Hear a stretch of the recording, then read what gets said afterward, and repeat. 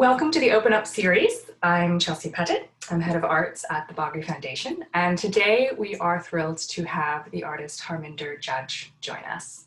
We launched this series back in June because obviously we've been living through quite an incredible time in our history, and there's been so much change going on in the world, both personally, publicly, politically, socially, that it felt fitting just to go beyond talking about an artist's work, but really to try and dig deep to understand the artists themselves, what's driving their practice, and how are they coping during this time. So we're excited to ask Harminder some of our key questions and also look a little bit at his work and his lived experience, really. Just a quick bio for those who don't know about his work. So he works across media, so there's sculpture, performance, installation, as well as a bit of curating. He trained in painting and graduated this year from the Royal Academy Schools. He's also exhibited worldwide in both solo and group exhibitions. But his practice really stems from some main threads, from alchemy to mythology, materiality, spirituality, with a bit of pop culture thrown in from time to time. Interestingly, he describes his work as having to do with portals, which I look forward to discussing in more detail. And after our discussion, we invite further questions from the viewers in the comment section, and we'll do our best to answer those. So let's get started. Thank you, Harminder, for joining me. Thank you for having me.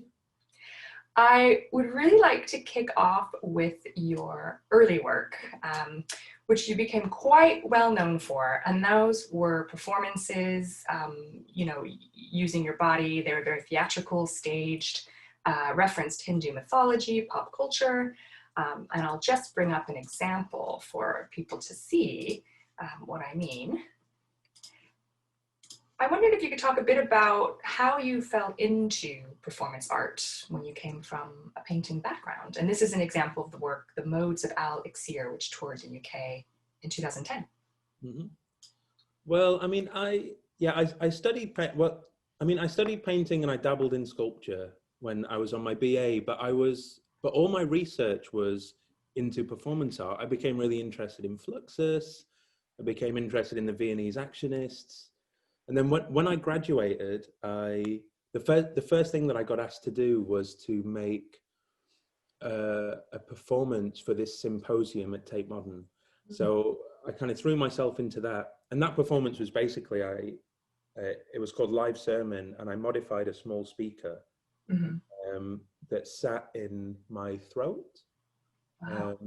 And I made field recordings when I went to India, which I go to Punjab regularly, where I still have a lot of family. We have sugarcane farms out there. Oh, wow. And I recorded a priest, like a Bai, who's at our local Gurdwara, who's got an incredible singing voice. And I brought that recording back and I played it through this speaker that was lodged kind of in my throat. Wow. So it was quite visceral, quite a physical performance. It was super short, like 10, 12 minutes. But it was this idea of like the disembodied voice being re-embodied, and the connection between me and this priest who lived very close to where I would have grown up, had my family not have emigrated. So yeah, and then that piece kind of took off, it kind of like people were interested, I had some really interesting conversations about it. And then all of a sudden I was a performance artist. There's not really much you can do about that. Like the opportunity. Whether you liked it or not. I suppose people, they see something, they love it. And this happens to artists all the time, doesn't it? They see something, they love it. And then you're just constantly asked to come back and do that.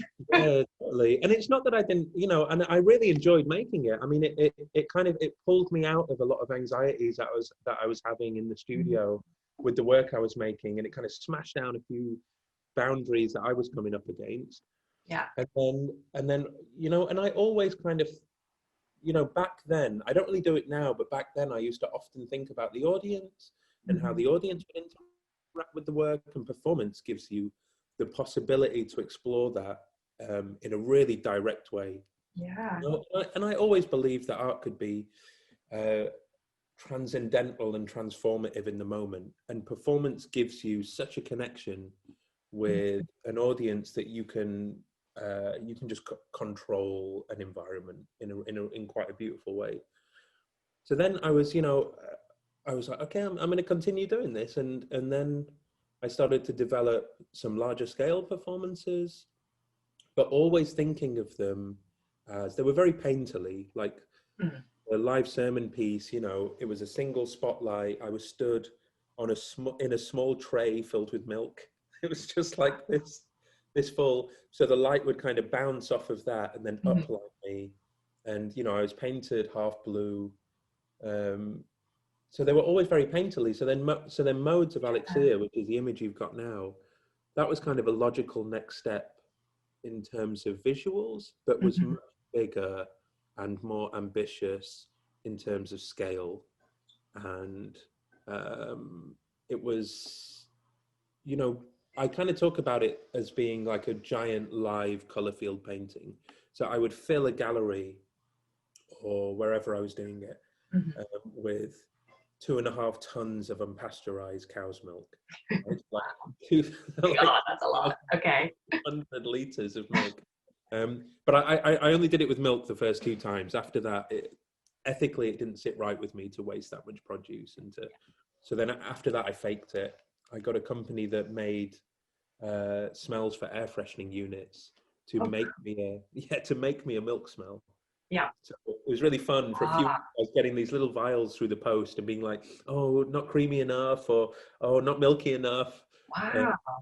So, but this performance that we're looking at, you also incorporated a neon sculpture that you had to wear. I mean, it must have been quite a demand on your body. And then you're touring it and constantly performing it. Yeah, it was a lot harder than I thought it was going to be. I mean, I never move in my performances because I'm such a nervous performer. I'm not a natural performer. So, live sermon, this piece, I made another piece for the Barbican where there was a body suspended above a big pool. And, the body was always very static. So it was basically like a slowly unfolding image. So with this piece, I stood on this sculpture that you can see just underneath my feet, which is a sculpture that's based on the form of a turtle. Then that slowly rotates. And it does one rotation in an hour. And then once that rotation is over, it's like imperceptible movement, and once that rotation is over, then the performance is finished. But everything unfolds around me. So the liquid becomes a reflective surface on which to tell a narrative. And that narrative is told through different lighting states that I designed. I also made, you can see like a faint green outline. That's actually a projected laser animation. So I was making these laser animations that would project onto the surface, that would move and warp. And then I had these small sieves in the ceiling that contain powder pigments, and I would run a low bass frequency noise through them, and they would shake and they would drop powder pigment onto the surface of the liquid, and that would kind of dissolve and create this like a huge, but really like a huge painting. But the whole piece was inspired by this amazing story in Hindu mythology called the churning of the ocean, which in very basic terms was that there was this giant primordial ocean of milk within Hindu folklore, that when it's churned, it produces the elixir of life. That if you drink, you become immortal. For me, I read that as an allegorical tale about maybe the birth of consciousness. But then I was also listening to loads of Depeche Mode at the time. So the neon piece I'm wearing is a Depeche Mode lyric. Oh, that's what that is. Okay. That's what so there's the pop culture that I referenced. Yeah. And then I had these 2 drummers who would, who would walk out onto the milk very near the end of the performance, and the whole thing would go bombastic. And we would do a live version of Depeche Mode's Personal Jesus. That's so interesting, because you've got personal Jesus on one side, you've got Hindu mythology on another, and you have this sort of body that's not moving, which I suppose sort of references sculpture, a sculpture of a god, or someone who is yeah, sort of bombastic or religious in some way, but you're also kind of playing with all of those ideas around religion and spirituality, but still referencing, you know, what you've presumably, you know, sort of grew up hearing about these mythologies in life. Really. Yeah, I mean, I grew up in the north of England in a place called Sheffield, and I grew up at a time when Warp Records was popping off. It was a really exciting place to be. But I've always visited India, and I have a deep connection to India, and like it's so incredibly rich that there's thousands of years worth of philosophy and history, and the more I learn, the more I realize I know nothing about it. Yeah. And that's become more and more and more important as my work has progressed, and it's become less pop, less spectacle, pop spectacle, let's call it. And it's become much more centered in kind of as I've got older. Do you look back on this work and think it was too bombastic, or there were too many ideas going on, or is there anything you would have changed now, do you think, in hindsight? I don't think I would change. This was one of your questions towards the end, though, about regret, about anything that would be changed. And I think that's such a difficult question, because I often think thinking like that can lead to kind of anxiety, and I spend all my time trying to sidestep anxiety. Right? Fair enough. Yeah. It's just the antithesis to creativity. So all of this stuff, all of these early performances and the work that I made, I think was really important, because I think it was kind of composting for the stuff that I'm making now, which means a lot more to me. Yeah. But that might not mean that it means a lot more to other people. Other people might find more interest and power in these performances. I mean, you never know who's going to be in front of your work, right? Yeah, true. So I wouldn't change anything, but my work doesn't. It's certainly progressed. It's progressed in a different way. Yeah. And I do want to talk about that, but there is this sort of gap, I guess, in a way, very small gap. There, you mentioned when you graduated, you had all these sort of, people were asking you to do solo shows, and you're performing all over the country and touring. And that was, I guess, 2008 to 2013-ish. So it was a good long period of time where you were really pushing yourself to just make. But then, and I understand you took some time out, and then you made a decision to come back to do a postgrad degree at the RA, which we'll talk about some of the incredible works and sculptures that came out of that. But there has been a bit of a shift, and I wonder if you can talk a little about the intervening years, I guess, between 2013 and 2017 when you went back to uni.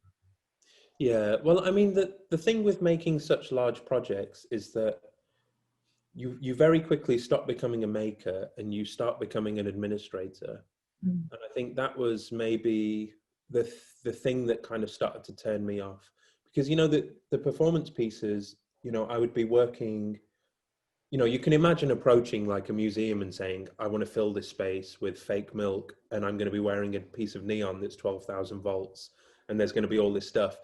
And then they kind of freak out. And then, so all of a sudden I was working with a structural engineer, a lighting technician, a producer, a technician to actually build the whole thing. Yeah. And I just had no time in the studio. And I also think I was just a bit lost. I made those pieces, and, I think it's really important as an artist to have some failures and some successes. Because alongside making those pieces, I also had a couple of solo visual art exhibitions that I just wasn't ready for, because all of my time was in planning and trying to deliver these kind of bigger projects. And at the same time, I was also taking on other things, like me and a group of artists and curators in Birmingham. I was living in Birmingham for a while, decided to set up an organization where we could have like decent studios that weren't freezing cold, and a kind of gallery project space where we could support young curators. But we spent 3 years setting that up, which was a lot of work. And so all of a sudden, like, I wasn't going into my studio for months on end, and I wasn't my hand wasn't in any materials anymore. It was in spreadsheets and management. Yeah. And the Grand Union, which is a place that I co-founded with a group of amazing people who now run it. Still Really, going strong. Yeah. still Doing going pretty well. strong. Yeah, since I left, it's like exploded. Not because you left. Hang on. It's a CEO, and Cheryl Jones, who runs that place. Yeah. Is the director, is incredible. So I think a lot of that stuff, it just takes you away from your practice. I think, unless your practice is doing these big kind of public facing projects, but I think mine wasn't. And I think I just felt a bit lost. I was like, oh, I don't really know. I was also kind of poor. Like it was hard making big performances like that because you can't earn a living. So I was doing loads of shit work on the side, and I was tired. I was burnt out. And then the time it takes to even sort of then write an application for funding to get that support, and your artist fee ends up getting cut because you want to deliver something even better. And I mean, all of my team got paid for that. Yeah, exactly. Because that's always happens. Doing this thing, and that So then I fell in love with a German girl. She was living in Berlin, and I was like, okay, I'm out. So then I left, dropped everything, and I went to Berlin. Then I lived there for years, like 4 or 5 years. But at the same time, I was also, as a kind of, I guess I decided to buy like a knackered old bungalow near the Peak District, which I thought I would renovate. And that was, maybe looking back, that was an attempt to find some stability. I think, like, what's more stable than like building a house, right? It's like shelters. Bricks and mortar. Yeah. Bricks and mortar. Make something I can. Yeah. So so I was living in Berlin 1 month, and then I raised, through friends and family and like really generous contributions from friends and family, I managed to raise a load of capital, and then I would start rebuilding this house from scratch. I mean, like really very entrepreneurial, actually, to think raise capital, buy property, flip, make some cash, pay it back. Yeah, I guess quite a smart way of thinking about it. Yeah, I guess everything I was doing back then had an entrepreneurial spirit, although it's kind of weird to think about it like that. I think because my folks were always self-employed. My dad had he came to the UK in the 60s. He did every stereotypical job that an Indian immigrant would do, and I was like, Dad, give me something to work with, man. He was, he came, and then he worked in a steel factory, and then he saved up enough money, bought a taxi, drove a taxi, saved up enough money, bought a corner shop. Okay, yeah. And then saved up enough money and went into property, and it was like, so maybe some of that spirit has gone into me. You know what I mean? So then I did the house, but the house was all of these projects were nothing in comparison to building a house. I mean, that was intense. And there were moments when I would go and just look at this wreck and stand in the middle of it with all of this money sunk in from all these people who I love and care about. And I would just be like, what have I done? What? I need to go. There's nothing like a bit of pressure to get it done, though, right? Yeah. It took me a while, though. It took me. So you gutted that completely and basically built it from the ground up. I smashed the roof off. I redid parts of the foundations. It's a complete rebuild. But it was amazing, because I think that for me was a really cathartic moment, because there were a lot of that was very labor intensive. Once you got past all of the building regs and all that kind of stuff, it was very labor intensive. And there were moments when I'd be on my own in this place doing physical labor, and I would just start to naturally meditate. I mean, you do hours of plastering and you realize where your mind can go when you're involved in repetitive physical activity. And so I was like, okay, number one, I'm missing making art. I think that is my calling, and that's what I need to be doing.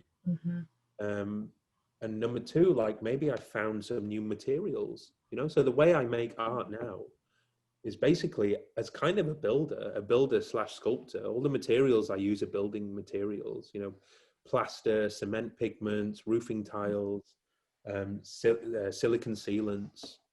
Wow. So there was a really concrete, no pun intended, outcome No. from your house building experience, that you literally had plaster on your hands, Yeah. and have now are using these same materials in your work.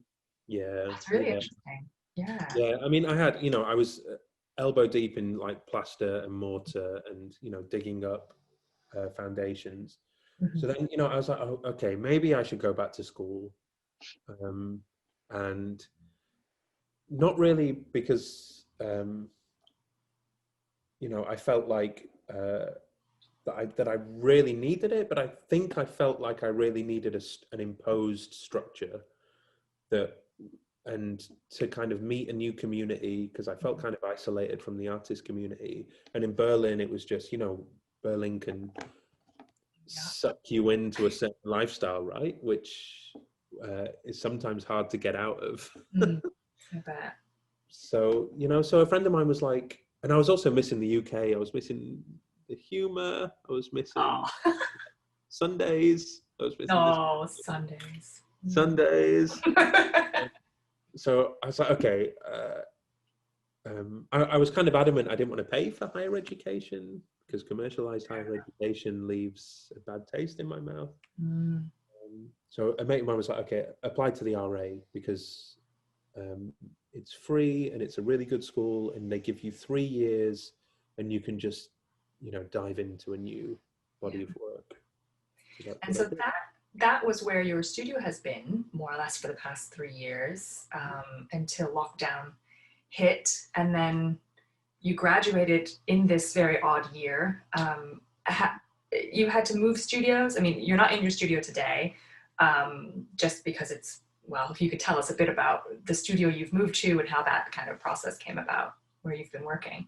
Yeah, well, I mean, kind of lockdown happened and we all had to adjust, right? And there was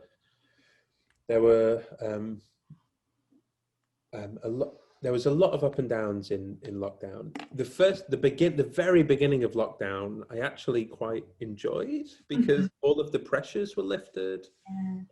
All of the kind of like there was no external pressure, so I could kind of just have a bit of time. But then we were also really worried about, we've got an elderly relative in a home in Germany, and their nursing home had like 3 cases of COVID, so we were like freaking out over that. Gosh, And, yeah. not being able to visit, and I was like, so like second month of lockdown, I started to get a bit stir crazy. I was like, I need to carry on working. Even though at home I was making watercolors and using those as a way to, I was making one every morning as a way to meditate. To kind Great. of out and Shall I show some of those? I've got some of them here. Yeah. I just remember seeing them throughout lockdown and really loved them. So I'm just going to share some while you talk about that. Yeah, I mean, these were really like, I was trying to meditate every morning, but, there was so much external noise and panic and worry, and I was freaking out. And so, I decided to just, I had like an old set of watercolors that my partner had bought me. And so I kind of dusted those off. Okay, instead of trying to meditate without anything else going on around me, I'll focus that energy into making these small, simple watercolors. And then, you took part in the artist support pledge for this as well, right? So. Oh man, that was such a great initiative. Yeah. That's so cool, man. Any kind of self-sustaining economy where artists can support artists is killer. It's so killer. Great. And you also ended up in an NHS waiting room or something, did they? Yeah, so Shezad Darwood, an amazing artist who I've been in contact with for a long time, and whose work I've admired for a long time. He was kind of heading up this project of getting artworks into these newly developed rest and recuperation rooms for frontline NHS workers. So I was like, man, these are perfect for that. Yeah. That is what they're made for, right? It's like calming, rest, like, external world away. So, so yeah, we ended up hanging them in some rest and recuperation rooms, along with a lot of other amazing artists. Yeah. Well, I thought they were a nice segue actually into your recent sculptures, because there's a sort of similarity in the influence of tantric art principles. And you've talked about the sort of meditative process in making these, and also a bit about a meditative process in making these sculptures that you've been doing that came out of your RA period of time. So I'm just going to share those as well, because I think, yeah, it'd be nice to talk a bit about those before we move on to our questions. Look, I mean, I arrived at the RA like super focused, like crazy like way more focused than I ever would have been in my 20s. When I would have just like, pissed half of that away, or like been stoned for a bit or whatever, right? I was like, okay, I'm gonna get, I've got this opportunity to have 3 years in a studio in London, and I'm gonna really focus. So I had all of this experience from building the house, bags of plaster, and just this labor intensive, but finding some solace in labor.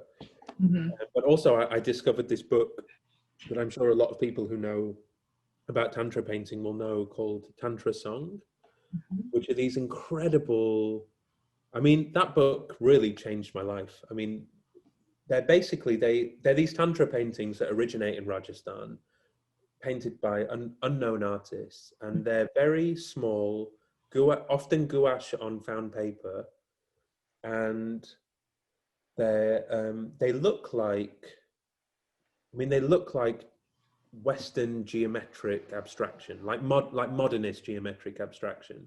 Yeah.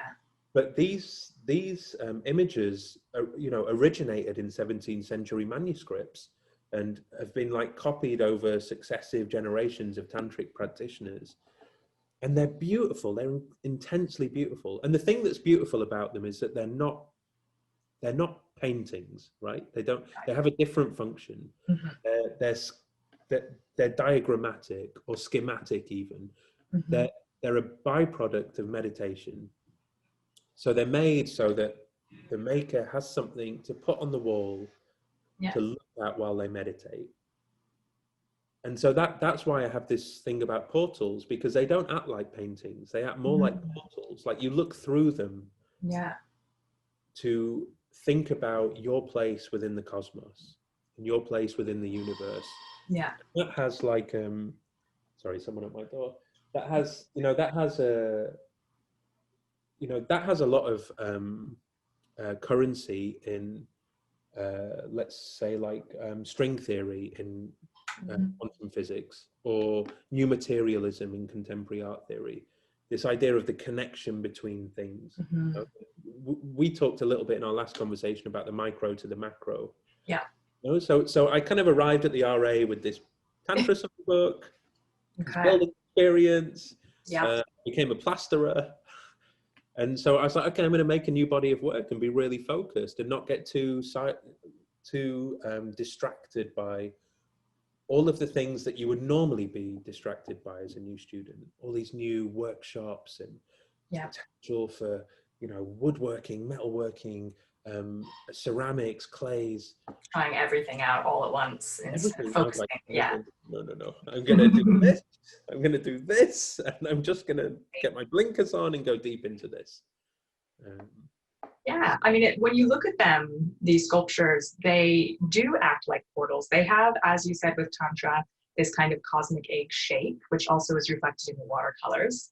And there is this kind of appreciation for either the piece itself aesthetically, and we talked about that kind of macro level of just, beautiful something that represents the cosmos, or actually looking at it in detail and finding a kind of micro beauty in it.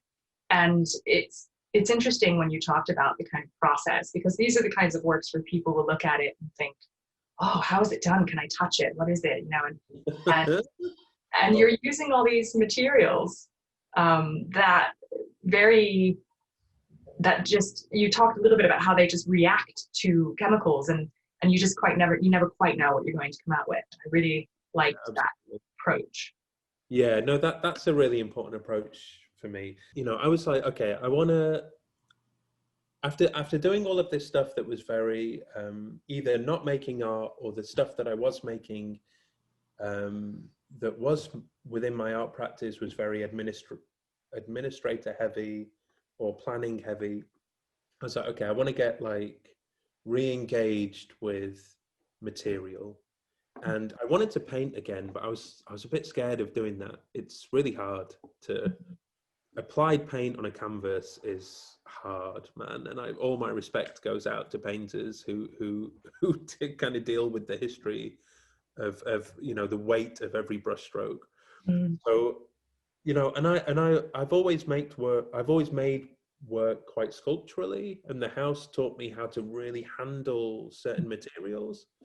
Um, so I was like, okay, I'm gonna try and develop a way of working that I can call my own, where I can approach painting but in a sculptural way, Yeah. and try and develop my own language. Mhm. You know, so you know, I started with just experimenting with very few materials for a few months. Mhm. Um, and I also, you know, had the Tantra Songbook and this extended oval we see very often. We see it in the cosmic egg, but also this can often be the body within the cosmos. Mm. And I was kind of reading about Venetian plastering techniques, Italian fresco techniques, even Indian reverse glass painting, where you start with the foreground and end with the background. Mm. Um, so, you know, I was kind of like, okay, I'm just gonna steep myself in materiality and not allow anxiety to stay my hand in any way, but to just become, you know, and we talked a bit about fluency, which is this Yeah. idea that, you know, the human brain is at its cognitively most happy, most fulfilled when you're solving problems that are just within your reach. Like if they're, I did not know that theory, and I love it because it explains so much about people feeling fulfilled yeah, by the creation of something, even if it's just problem solving. yeah, totally. And also not allowing yourself to be overwhelmed by problems that are far bigger than you, but understanding that you can, like, you really can solve bigger problems in the macro by focusing on the micro. Like I really believe that deeply. So you know, so I was like, okay, I'm going to try and like just problem solve every day. Okay, how can I make this material work? How can I employ um, some of the techniques that I've been learning, but make them my own, or merge them together, similarly to the performances, like, Yeah. you know, essentially interdisciplinary, but that come together to a point. Yeah. And, you know, I was also thinking about the modes piece with the milk, you know, 'cause, you know, the most beautiful moment for me in that performance was not whilst I was performing, because whilst I was performing, I was just like bricking it. I was like so nervous, and Yeah. just standing still, like, is this working? I hope this is good. But actually was seeing the pool the following day, where it was just this big liquid surface with all these swirling pigments. And I always thought that was so beautiful. So I kind of wanted to almost cut a section of those out and put them, you know, like turn them upend. Yeah. But these are tantra paintings. I mean, That's these are tantra. absolutely what you've created with these sculptures. It's Yeah, a really clear like connection now that I hadn't thought about. That yeah, makes sense. yeah. I mean, it's all really linked. I think, Yeah. even though it's sometimes hard for me to see as well. You have to trust yourself sometimes, right, and trust your process. Yeah. So, you know, so then, you know, like 6, 7 months went past and I started to get a feel for it. And a lot of the pieces that I made, um, I was talking to this amazing artist and lecturer called Michelle Williams Gamiker, and she mentioned that a lot of these pieces are almost like the internal external body. Mhm. They're, they're the they're the external body because they end up becoming my arm span, because I can only reach so far. Okay. Yeah. And so when I lift them up, they're like, the first ones that I made were like my height and my width. Hmm. And then the internal body, because they look like they could be the mechanisms of a body, like capillaries and Yeah. uh, you know, organs, but then they also look very cosmic. Yeah. So there's a I really, imagined them transposed onto a body of chakras. That was my kind of connection to, yeah, the shapes of them, and then those kind of images of chakras on the yeah, body as well. totally. So And then the yes, material process became really important because they are very labor intensive. And I think I learned that through rebuilding the house, you know, and there are moments where when you're involved in labor, you can, I don't know, I reach like fluency, like I reach like a different level of um, uh, consciousness, I think, which even people like Keith Haring used to talk about. You know, he used to say like, oh, you know, when you're working at a certain level, you're tapping into things that are universal. yeah. And if you're tapping into those things and you can put your art in front of anyone and they'll have an emotional reaction, they don't need to have a degree or an MA in contemporary art practice or whatever. Exactly. Yeah. Well, that leads really nicely to one of my probing questions, as we're calling them, because I'm curious, having looked at all of your entire practice and thinking about how far you've come and all the different things that you've experienced. If you could be remembered for one thing, what would that be? Oh, well, so I didn't look at these properly, so I'm not very well prepared. Oh, But, okay. So these are off the cuff answers then. these are kind of, yeah, these are kind of off the cuff. Well, I mean, I don't think I would want to be remembered. There's so much ego and rolled up in that. But I would love it if these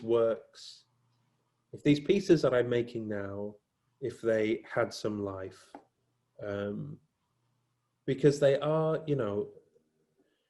When I was talking before about when I was making performances, I was really thinking about the audience. When I'm making these pieces, I'm really not thinking about the audience. And strangely, that gives them a broader audience than if I was thinking about them, because the audience that you think of is only ever going to be within your idea of an audience, right? So, you know, when I was making these, I was like, I really want to make some work that you can put in front of anyone that might have some emotional resonance, that are going to be beautiful, but also have some depth. So I guess I would hope that these pieces carry on for a long time and aren't just shown within Western art contexts, that could be seen elsewhere in places that aren't just the gallery. I mean, I love the gallery, and I make a lot of, you know, I see a lot of amazing work in the White Cube space, but it would be nice if these had a life outside of all of this. I don't know. Could these sculptures survive outdoors? Yeah. Okay. Yeah. No, they're super stable. This is my technician builder side coming out now. Oh, good. Okay. So public art then. This could be the new public art. Great. One of the other questions that I was curious to ask was if you could bring one artist back from the past, perhaps long dead gone, maybe recently gone, who would it be and why? Oh man, that is a hard question. Can I? What that I would talk to, that I would. Yeah, you would talk to, yeah. I mean, I would. I don't know if I would want. Like, I think what I would do is I would bring back. I'm gonna sidestep your question a little bit. I'm gonna bring back G.R. Santosh, Okay. Forrest Bess, and Hilma af Klint. And I wouldn't interview any of them. I would put them in a room. Great. With a load of canvas, a load of oils, and just see what pops off. And brilliant. I love that answer. I would be hidden to watch it. You could just be the fly on the wall or the camera. Yeah, ooh, great. Okay. And then what book or film or piece of music or piece of work do you recommend everyone must see or experience, watch or listen to before they die? Well, I mean, the book that had a big, there are two books that have had a big influence on me over the last 2 years. I'm trying to read less. Yeah, we talked about that. I'm trying to read less. I'm trying to listen to less. Not consume too much. Just consume the best. Yeah. Exactly. It's like an antidote to like this kind of this voracious consumption that you know, and I told you about a friend of mine who only reads one book a year, Yeah. but reads it over and over and over again, Incredible. which is It's definitely the polar opposite of me and everything I do, but I I very much respect that. don't think I could do it. I'm like halfway there. Yeah. But you know, so I got really obsessed with, do you know Federico Campagna? Oh, yes. Yeah, Yes. Yeah. philosopher. Yeah. He did quite a few talks at the RA, just always amazing. But he wrote a book called Technic and Magic, which is phenomenal. Ooh, It's really that good. sounds brilliant. Technic and Really Magic. good. Technic and Magic. It's basic. I mean, I'm going to try and give you a one sentence, but I mean, it's a book of philosophy, so who can give it a what? But you know, it's basically like how do we deal with contemporary technology fatigue through rediscovering ideas of magic in some way. Right. And he's phenomenal, and he's currently I think he's about to launch, or he has launched, a new book called Prophetic Culture, which is looking at ways that one culture can speak to another culture in the distant future.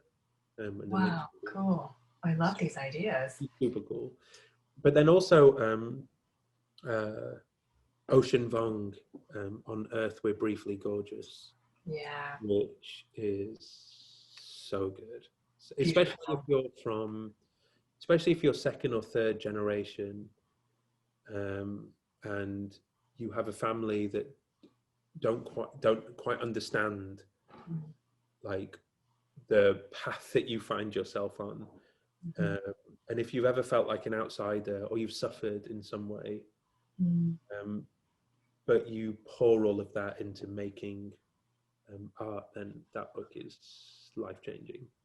And he cut his teeth as a poet, you know. Yes, the book is written very much like beautiful sonnets. I found poetry. You read it? Yeah, I've read it. I read it earlier this year, and it's been recommended numerous times to me from other people we've interviewed, actually. So it's a real powerful piece of writing, and it touches upon so many interesting subjects that are so personal to Ocean, or that it's beautiful. I'm glad that you recommended that.